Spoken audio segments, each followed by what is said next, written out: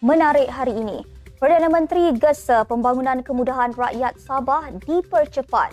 Iltizam politik kerajaan perpaduan harus disinergikan dengan data tepat.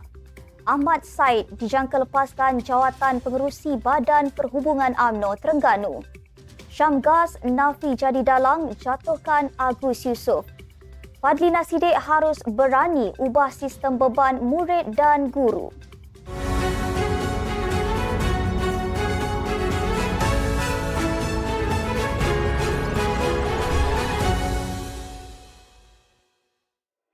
Assalamualaikum dan salam Malaysia Madani.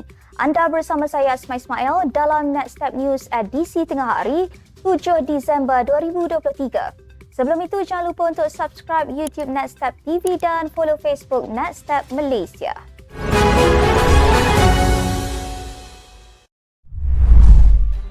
Berita sepenuhnya. Perdana Menteri Datuk Seri Anwar Ibrahim menggesa supaya pembangunan kemudahan rakyat Sabah termasuk bekalan air, elektrik dan lebuh raya Pan Borneo dipercepatkan tanpa ada sebarang alasan lagi. Katanya, ia perlu dilakukan segera kerana terdapat projek-projek pembangunan untuk kemudahan rakyat di negeri itu tertangguh. Antaranya empangan hidroelektrik Ulu Padas di Tenom yang mampu memberi bekalan elektrik dan air yang selesa untuk rakyat.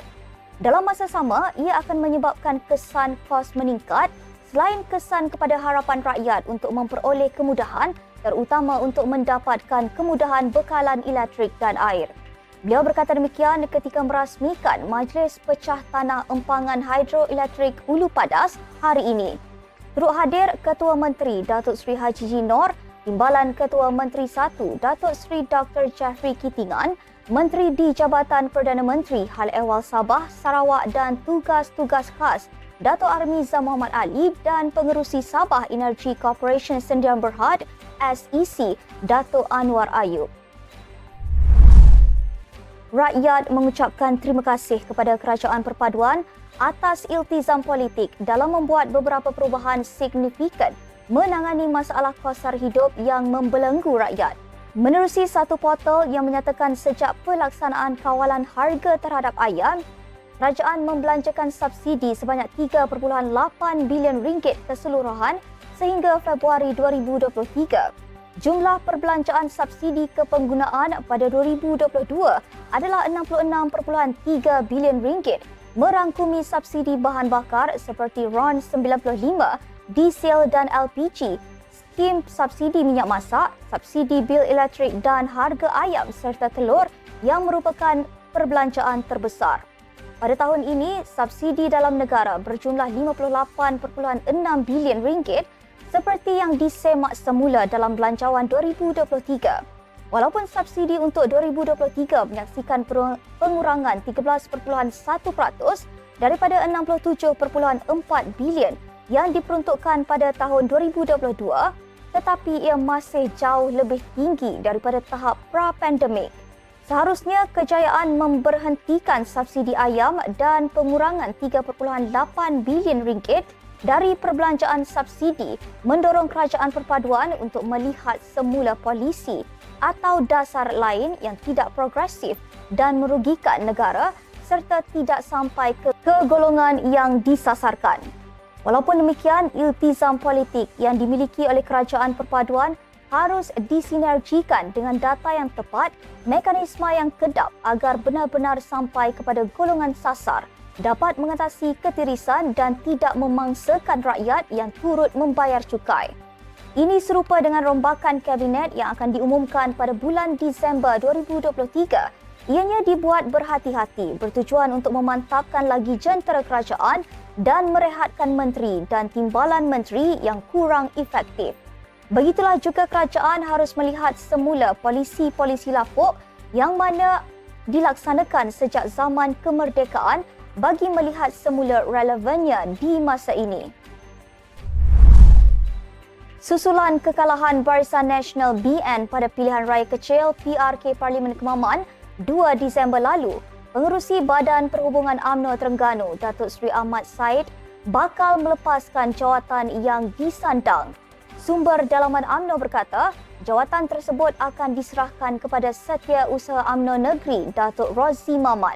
Menurutnya, keputusan tersebut diambil setelah kedudukan UMNO Terengganu semakin lemah sejak pilihan raya negeri PRN pada Ogos lalu. Ujarnya, pengumuman rasmi berhubung perkara itu akan dibuat Presiden UMNO Datuk Seri Dr. Ahmad Zahid Hamidi dalam masa terdekat. Sementara itu, Rozzi ketika dihubungi pula enggan mengesahkan dakwaan beliau bakal dilantik sebagai pengerusi Badan Perhubungan UMNO Terengganu. Sebelum ini, Timbalan Ketua UMNO Bahagian Kemaman Datuk Wan Ahmad Nizam, Wan Abdul Hamid telah menggesa Ahmad meletak jawatan selepas semua 32 calon Barisan Nasional BN yang bertanding pada PRN itu mengalami kekalahan. Wan Ahmad berkata, Ahmad sebagai seorang pemimpin yang berkaliber dan bekas Menteri Besar Terengganu perlu bertanggungjawab atas kekalahan teruk yang dialami.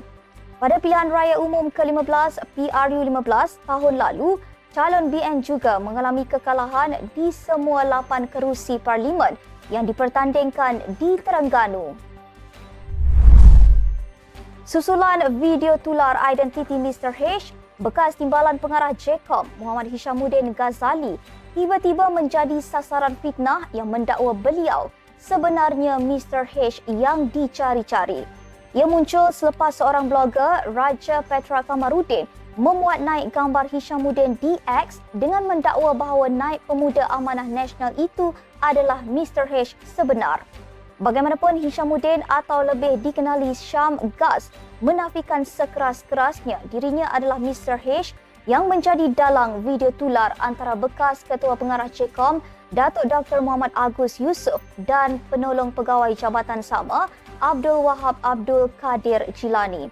Beliau turut menegaskan setiap kenyataan yang keluar daripada Raja Petra pastinya bohong dan tidak benar. Kata Syamgas, ketika hari sidang media Agus bersama Wahab, beliau sendiri hadir untuk mendengar cerita sebenar yang berlaku. Terdahulu, Raja Petra memuat naik gambar di aplikasi X menunjukkan gambar Syamgas ketika sidang media Agus dan Abdul Wahab.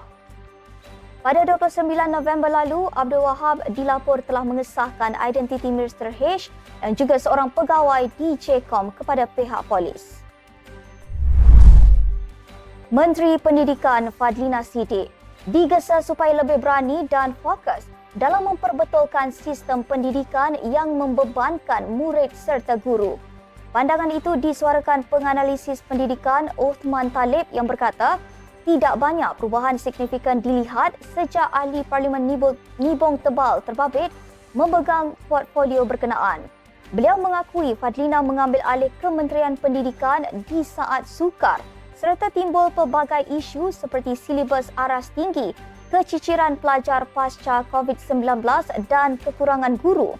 Bagi menjayakan reformasi dalam KPM, Uthman menggesa Fadlina memanggil individu di lapangan yang mampu memberikan perspektif pendidikan yang lebih luas dalam dan luar negara bagi mengadaptasi langkah-langkah penyelesaian praktis bagi mengatasi pelbagai isu dalam pendidikan. Selain itu, KPM perlu sentiasa memberikan maklum balas atau penjelasan kepada pelbagai isu semasa yang berbangkit tanpa perlu bersifat defensif. Dalam mengubah sistem pendidikan yang membebankan murid dan guru, Uthman berkata,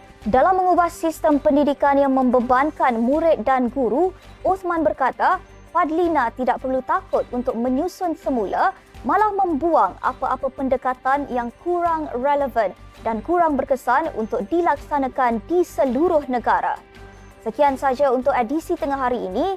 Ikuti perkembangan semasa isu-isu panas politik Malaysia setiap hari hanya di Netstep News. Jangan lupa untuk follow Facebook Netstep Malaysia dan subscribe YouTube Netstep TV. Netstep Malaysia menjangkau informasi mengorak inspirasi. Saya Asma Ismail. Assalamualaikum dan salam sejahtera.